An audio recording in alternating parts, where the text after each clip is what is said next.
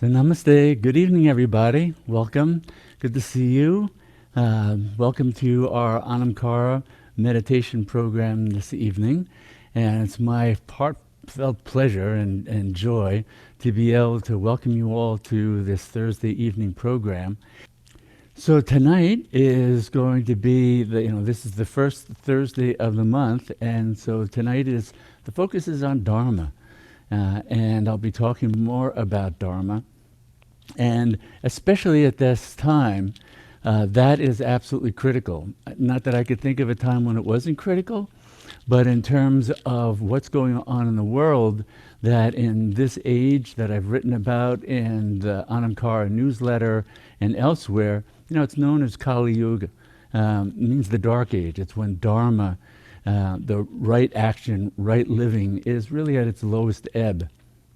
And so it's all that much more important for all seekers, all people who are trying to hold to the highest, to bring Dharma into the world.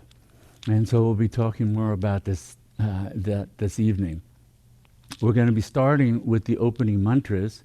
And the opening mantras are a powerful way of helping our mind get calm and centered, to be able to put aside a lot of the things that are going on in everyday life and the life of the mind, so that we can reach that source, the inner source of that highest nature of who and what we are, that then supports us in our Dharma, supports us in our everyday life, really is giving us the inspiration, the strength, the clarity of vision, the calmness of mind, and the skillfulness of action to bring Dharma into our lives and positively affect everyone we meet.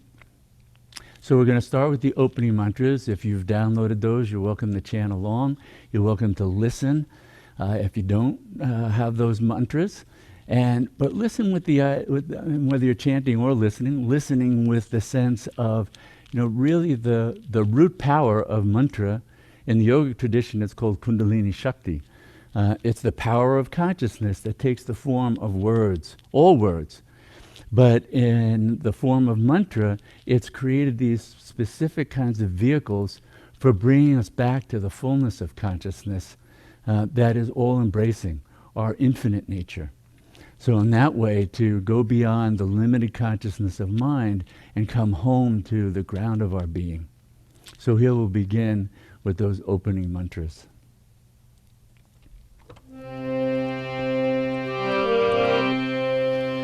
Shri Mata Kali Devi Ki Jai Gajananam Bhuta Ganari Sevitam Kalpita Jambu Palachar Bhakshanam Umasutam Shokam Vinashakarakam Namami Vigneshwara Parapankajam Shri Lanishaya Namaha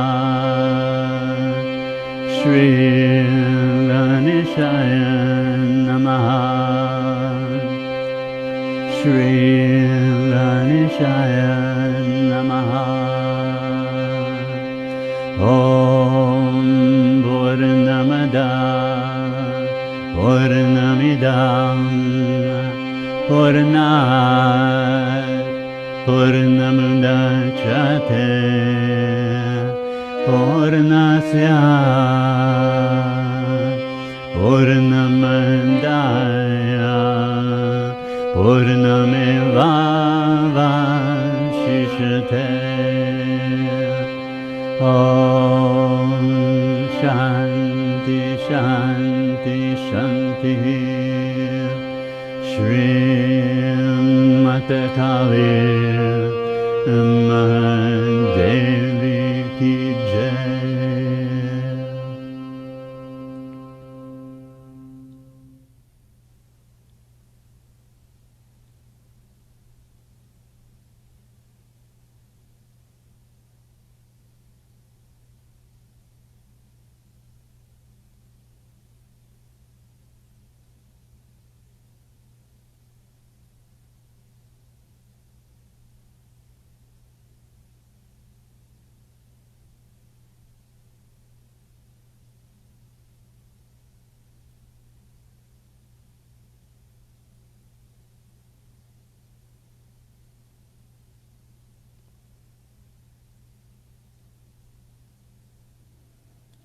So namaste. Welcome once again with all my heart and with all my love.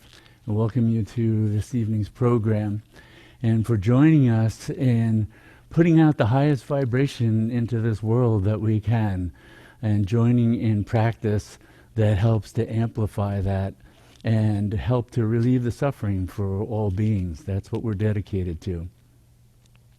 And that stillness, that silence at the end of the chant, that's the key. That's the key to practice. That's the source. Mantra rises out of stillness, dissolves into stillness. When we have the mind enter into that, it can dissolve back into the stillness. And that's the place of refuge. That's the place that helps to regenerate the energy that the mind and body need to carry forth into the world what we want to be doing. So coming home to that is so important. And at this time, when we're thinking about Dharma and how that is, the a-Dharma, the absence of Dharma is so highlighted. You know, we have this program in many ways as a safe refuge, as a place where we can come home to just the purity of being, to that spacious stillness, to what it emanates as wisdom, as mantra, as divine sounds. And so that kind of focus for our practices is really what we try to provide for everybody here. And at the same time, there's been so much going on that we have to give some attention to that. You know, there's been so much a-Dharma in the world that we can't just say, oh, we just sit and have the appearance of just being meditators or just yogis, as if there was an escape through that. It's not. It's about giving ourselves the power, the wisdom, the skillfulness of mind and action to address those things. And so dealing with what's been going on, especially in our country, and around the whole thing about Black Lives Matter. And Black Lives Matter.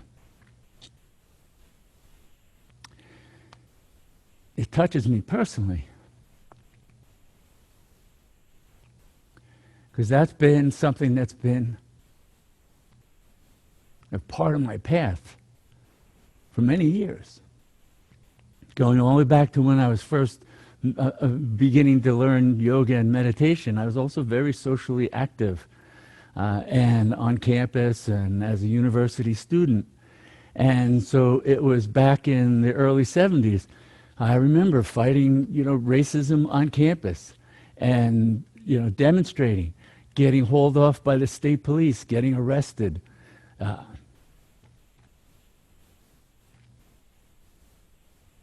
Putting what I had on the line for that. I lost my job, my livelihood because of that. I knew it going into that demonstration that would happen. So this is something that we have to examine for ourselves. How do we bring our best efforts, our best actions to this dharmic fight for equality so that everybody is being uplifted, everybody is being respected, everybody is being cared for. Because there's so many divisions that have evolved out of our social system, our economic system, all these things, that at times it can just feel overwhelming to look at the number of problems that exist, that need to be addressed, and who are we as these little individuals, and how do we address that? And that's where it's particularly important we come back to practice. Because that very identification with being a limited individual also further limits our sense of agency, our sense of power, our sense of what can we accomplish, what can we do. And there are countless examples we see even today of individuals, Greta Thunberg and addressing the environment. On and on. There are so many examples. When somebody is passionate, focused, and addressing the questions with that kind of heart makes a huge difference. And when we're thinking about what can we do, yes, we do the practices of meditation, of contemplation, of use of mantra, of hatha yoga to help strengthen our body and keep it as free as possible from disease, so that we are a vehicle.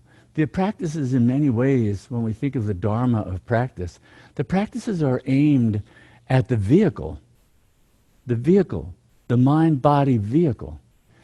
The practices are aimed at clearing the mind, strengthening the body, sustaining the healthfulness of the body, so that we can live wisely, compassionately, lovingly into the world.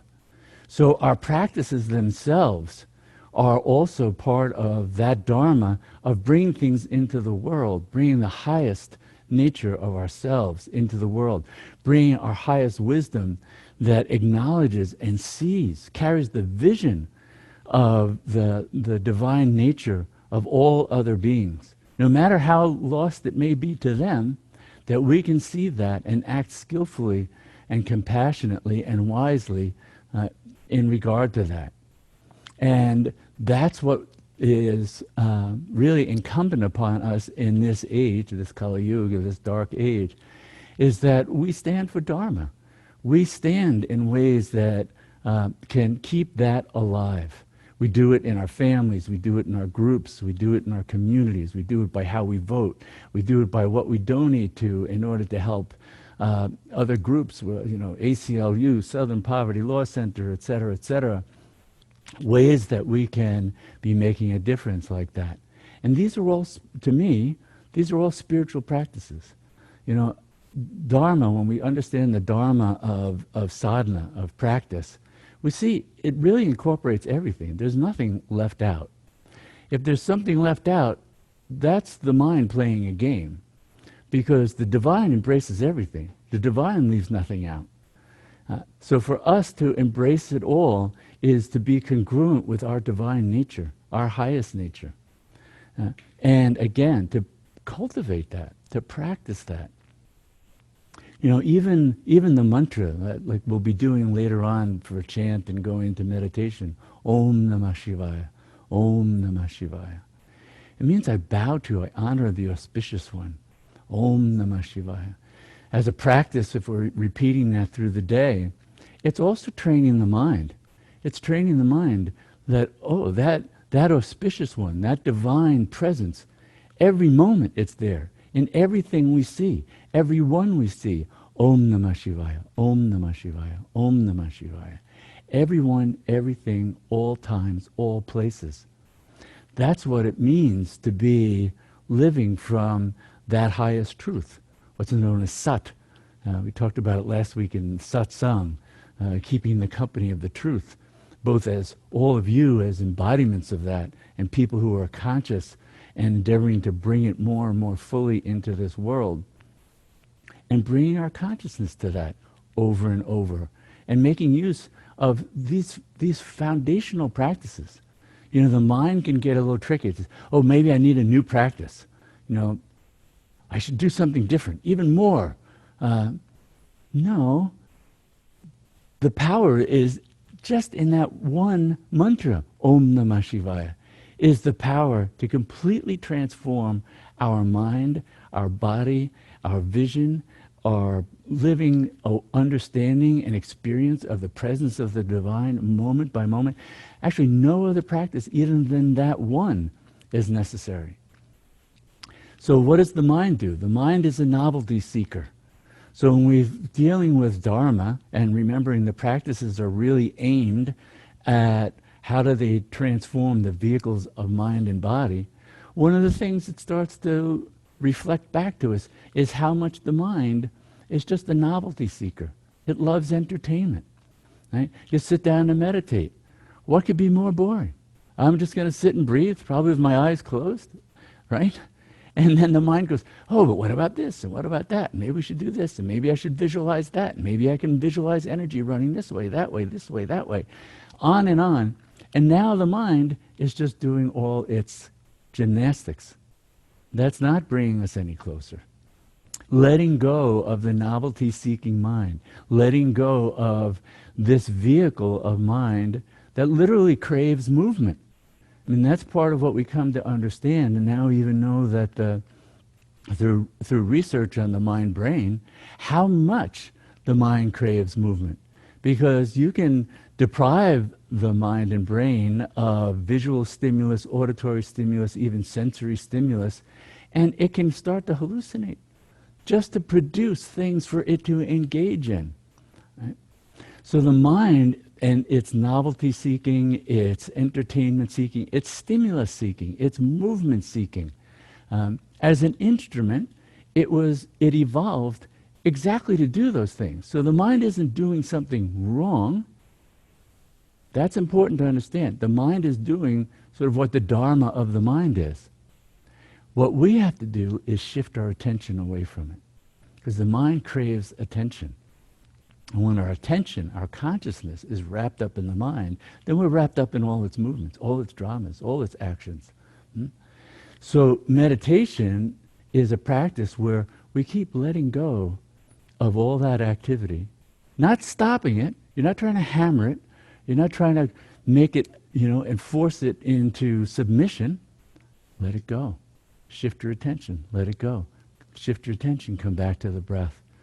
Shift your attention. Come back to the sound, the inner sound of mantra. So over and over again, that's what we're focusing our attention on. And so the Dharma of those practices, again, aimed at cultivating the shift in consciousness for the mind, so that consciousness is free. It's not bound by whatever the mind is doing, whether it's thinking, feeling, sensing, fantasizing about the past or the future. All those things. The things that Buddha in what we were talking about last week in the Heart Sutra, when he was talking through Avalokiteshvara, sharing the vision that all the things arising in that consciousness, if you close your eyes, our eyes are open, you're really looking at a field of consciousness. And all the things that are arising, the 5 skandhas, the 5 heaps that are spoken about in the Heart Sutra, are all the ephemeral things, the sensations, the thoughts, the feelings, even a sense of self is ephemeral. So awareness, bare awareness, is illuminating that, illuminating the movements of the mind, illuminating it as it attaches itself to something as goes, I am that, I am happy, I am sad, I am annoyed, I am angry, I am bored, I am this, I am that. That's the mind becoming those things and entering sort of the container of what that thought is defining, and then giving us the experience of what it is to be that. So consciousness gives us experience. But if we want to have the experience of being boundless, of being free of limitations, we have to drop all those little containers, all those little thoughts, all the little things we inhabit moment by moment by saying to ourselves, I am this, I am that, I got to do this, I got to do that. We become the doer, we become the feeler, we become the sensor, we become all these different things moment by moment. And in fact, that becomes a practice of watching how the mind is becoming one thing after another, one thing after another. And that ability to watch that, to step back and just see that continuous flow, that, in a sense, is what's referred to as our Shiva consciousness. So when we're saying Om Namah Shivaya, that Shiva consciousness, that pure, bare awareness, that witness who sees it all but hasn't become any of the particulars, that witnesses it all from a place of freedom that is also suffused with loving consciousness. It's not just an abstraction. It's watching with this loving consciousness awareness that can perceive it all without being bound by it, that can embrace it all without being limited by it. So that is the root of who and what we are. As sort of a ray of that consciousness enters this notion of I am this body, I am this gender, I am this person, I am this, I am that. We have the experience of limitation. So meditation across the board in different traditions, you can see there are different techniques for how do we let go of having bound our awareness to a limited form so we can regain the fullness of our infinite being. Not so this just disappears. The conventional self, this mind body, isn't going to disappear. We're adding our infinite nature to it. We're adding that now we are these boundless, immeasurable qualities of that consciousness, of that awareness, that Buddha and other great beings have talked about. So Buddha will talk about as that boundless love, that boundless compassion, that boundless wisdom, that unshakable equanimity. So the mind has words that make it look like four different things. It's one thing that has those qualities suffusing it all. But the mind is an instrument that can only taste little bits. And then we confuse those little bits as if that's all of reality. It's not. That's the reality of the mind. And that's what gives birth to that there's separation. This person is not at all like me, is different from me, has what I want, how can I get it? All of that is born out of that ignorance, not knowing the truth of who and what we are. The truth of who and what we are is what unites us. There is only one. That's the infinite divine that has taken all these forms, inhabits them all. And when we come to know that directly, then we can't help but, when we see another person, go, what could I possibly do to that other being? There is no other being. To do anything to another is to do it to myself. So even the language, when, whether it's Christ saying, do unto others as when others to do unto you, there's no others in you. That's the best the words can put for him into that context. We're all one. There is no other. And when we live with that understanding, when we live with that awareness, then these terrible things that have been happening, we can really get at the root of what makes racism, exploitation, profits above people, all these different things and how they have evolved. We need to get at the very root of that. Because at the root of that is this delusion of separation, of individuals who want and need and deserve more than somebody else.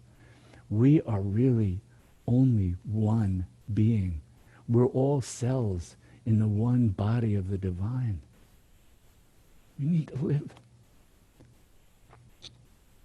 We need to live with that awareness.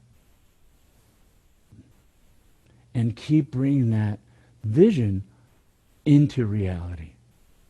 Because what we see is also a Dharma, the absence of Dharma, in other words, the deluded vision. Well, that's being spoken about all the time. That's being broadcast everywhere. So we can't silently just hold this truth. We have to find our own ways of how do we speak that? How do we bring that into reality? How do we stand for that? How do we hold that vision? So that, in part, it's being true to our own self. We're being true to our highest nature by cultivating and being sustained by that vision of oneness. We're also keeping it alive for all of humanity. All of humanity. So that, we're the keepers of that wisdom. We're the keepers of that Dharma. We're the keepers of that light. We're the keepers of that flame of knowledge.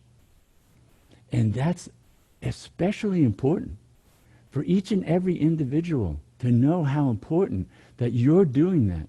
Whether that's in your meditation room, in your house, with your family, at work, wherever that is extraordinarily important. Because then somebody can bump into that truth, that wisdom, that knowledge by bumping into you from 6 feet away. So, but it's living that understanding and bringing that in. That makes a huge difference. And that's part of what helps to sustain our mind as it's dealing with the magnitude of these kinds of issues in the world, is to see that there is this universal fundamental truth that we stand on. That's where we stand. That's Dharma. The Dharma unfolds from that unity vision. When Gandhi said, where Dharma is, victory is.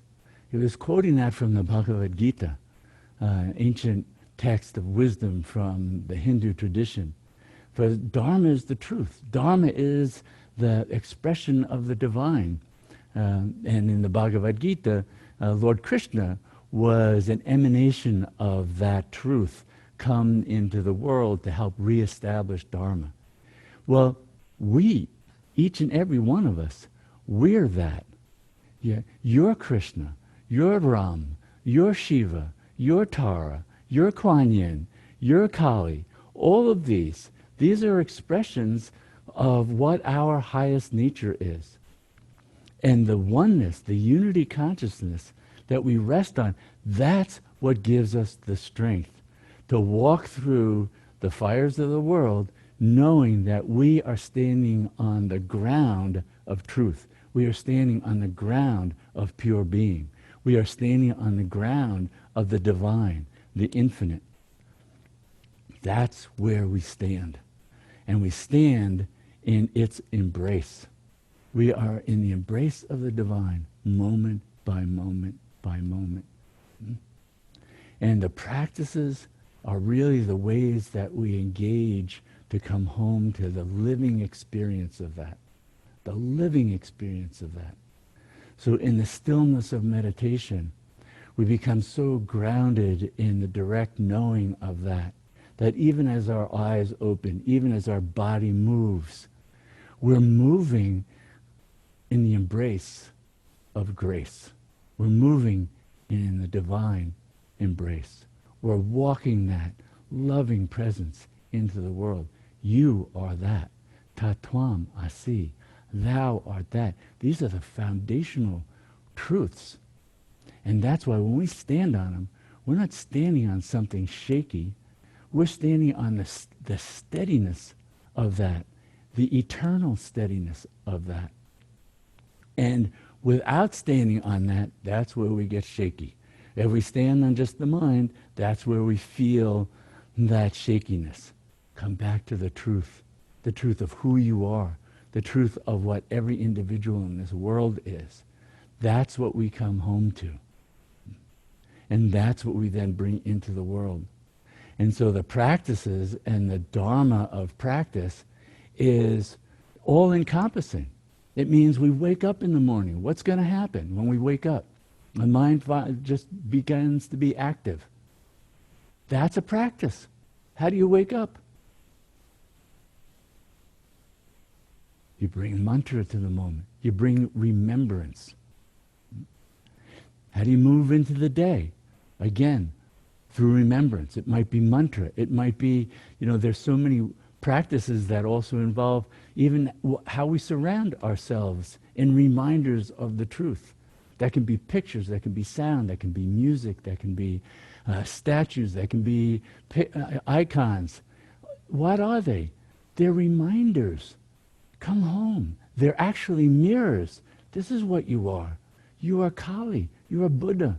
You are Mother Mary. You are Tara. These are all mirrors. When we look at any of these wonderful images and forms that come out of so many great traditions, all pointing at the truth, look at them as mirrors. Oh, what is that mirroring back to me? Oh, my loving, compassionate nature. Oh, that might be my strong, mountainous, steady nature. So different images may have a different inflection of what that is. They're all mirroring back aspects of the truth, facets of the truth of who and what you are. So Dharma and the practice of all the different practices we do as a part of sadhana practice, spiritual practice, are all aimed at come home to that, come home to that, come home to that.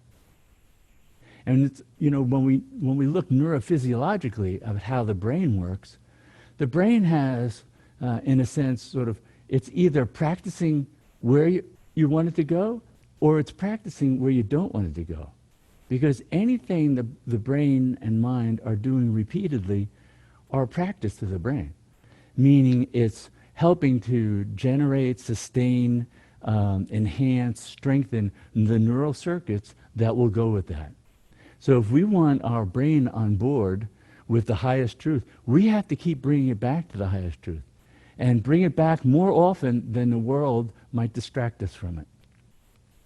So it also means we limit our exposure to some of the things that we hear over and over and over again, that the mind can get almost addicted to the adrenaline, the energy behind what's often threatening news, threatening information. Because that in itself, there are circuits in the brain that get tweaked by that. And we have to let that go. Step back, step away, come home to the self, come home to the steadiness, come home to the beauty, come home to the loving quality, the compassionate quality. Come home to your own being, your own self, and walk that into the world. So all the ways that our practices help sustain our entire Dharma, our way of being in the world, extends from the moment we go to sleep at night and sort of pass into unconsciousness. And how do we do that? Well, in a similar way that we do upon awakening. What are we having in our mind as we go to sleep? Is it mantra? Is it a beautiful quote? Do we have some resources beside our bed where we might look at the Dhammapada or the Upanishads or some other scripture text, Mary Oliver's poetry, something that brings us back again, the truth of who and what we are and what this unfolding of the world is. All Dharma, all Dharma. So moment by moment, we get more and more refined about our understanding of how to stay congruent with Dharma and then be supported by Dharma itself. Because Dharma has a power. It's called Dharma Shakti. Shakti, the power of consciousness of Dharma, to uplift, to sustain, so that as we're engaged in Dharma and Dharmic practices, it carries us, it buoys us. And that's what we're drawing on. Where does that arise from? It arises from your own self. This isn't some outside separate source. By being Dharmic, by doing Dharmic things, by doing the practices, we're making ourselves aligned. We're making the body-mind vehicle aligned with our highest nature and doing that. And so coming back again and again and again throughout the day, living the Dharma, living the practices. And very often, as simply as possible. Again, watching the mind, it can create complexities that are more distractions than they are immersion. We're looking to be immersed. We're looking to experience moment by moment that divine embrace that's always there. But if our attention is distracted by one thing or another, then we're not present with it. It's about coming back to the living presence of the divine, your true nature. And the practices are all about becoming so immersed in that we never lose that awareness. As in the same way that you don't lose the awareness of, I'm a man, I'm a woman, I am whatever it is you identify with. You don't have to rummage around to try and remember that. You don't have to do a particular practice to remember that. It's just there. In the same way, that living awareness that you are the divine. Aham Brahmasmi, I am the absolute. Shivoham, Shivoham, I am Shiva, I am Shiva. Right? These are expressions, mantras that bring us back to that. So when we do the mantra, Om Namah Shivaya, Om Namah Shivaya, and chant that, we do it with the awareness of, I am the auspicious one. I am that boundless consciousness whose nature is loving, ecstatic, all-embracing. Nothing left out. Om Namah Shivaya. Om Namah Shivaya. Come home to that. Live that. Breathe that. Eat that. Sleep that. Walk that. That is the ground of being. You stand on that, and you stand on the firm ground of pure being. You stand on the ground of the highest truth. It is eternal. It is unmoved by movements of the mind. Stand on that and know that steadiness. Know the peace that comes with that. Know the strength that comes with that. Know the conviction that comes with that. That you walk that into the world moment by moment.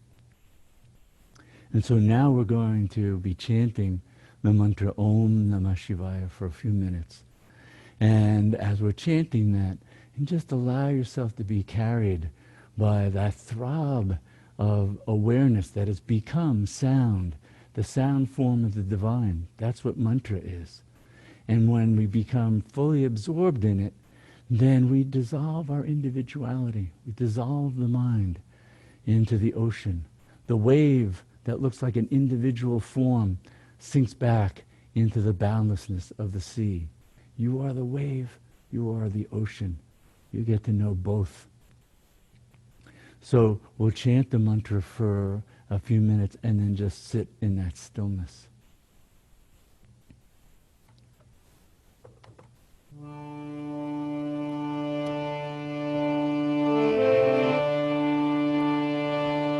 Shri Mata Kali Mahadevi Ki Jai.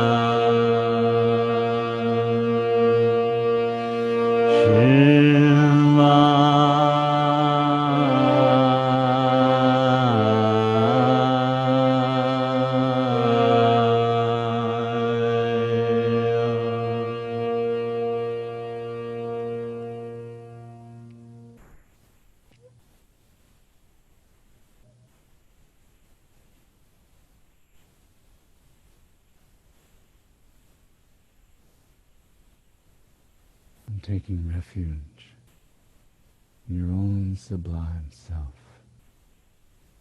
in the throb of yourself. Om Namah Shivaya. Om Namah Shivaya. Om Namah Shivaya. And bow to the auspicious one, the divine, present in everything, as everything. Dissolve the mind in the mantra so that the mantra can dissolve your awareness back into its source. The sublime stillness, the steadiness, the absolute silence that underlies all movements of the mind. Those movements arise out of stillness and dissolve into stillness. Take rest in the stillness, in your own divine being.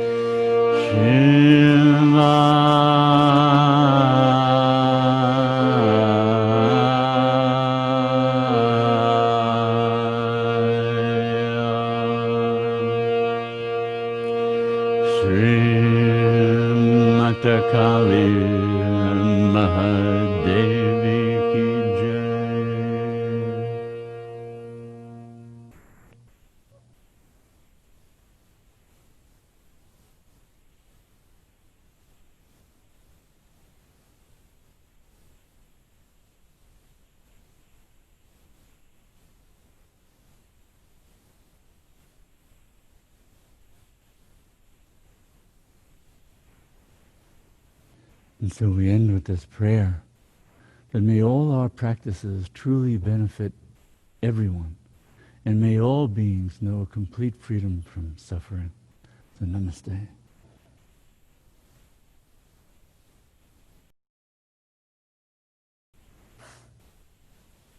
So Dharma, taking refuge in Dharma, taking refuge in the practices is taking refuge in the source of those, our own sublime self. And that's the steadiness that we can find and walk in the world. The steadiness of love, the steadiness of compassion, the steady wisdom, right? The steady equanimity. That's grounded in our being. That's what gives us the steadiness and the strength then to take on the tasks of these times, to create the transformation that we need to create. But you become that living flame of love, that living flame of wisdom. Yeah, you illumine all around you. And it's just to be that radiant flame. You know, light doesn't work to dispel darkness. You turn on the light, the darkness goes. You light up and you dispel darkness around you. So embody that. Embody the truth of who you are, the love that you are, the compassion that you are, the wisdom, the strength that you are. And then we walk those into this world. So I want to thank you again with all my heart and all my love for coming here this evening and being with us all, and people who have come to join us from around the country and as far away as Australia, all joined together so that this is a reflection of our unity consciousness, that we are one. It is that consciousness. And when we come together and practice, we can begin to really unfold the depths of experiencing that directly, and then have the support, the strength that will carry us through this day, the next day, the day after, and the challenges that we face. So we'll be here again next week. And next week is going to be more of a contemplation and some study of some texts and quotes. But it can also be a time where I can take on some questions if people have any. Last month we did some questions, and people wrote in questions that they had and emailed them to me, and you're welcome to do that again, and we'll take up some of those next week. But again, with all my heart and all my love, thank you for joining us this evening, and thank you for being you. You're a unique embodiment of the divine, and you bring that into this world. You bring your divinity, your expression of that into this world. And that makes all the difference. So I bow to you. I bow to you with all my heart. Thank you. Thank you.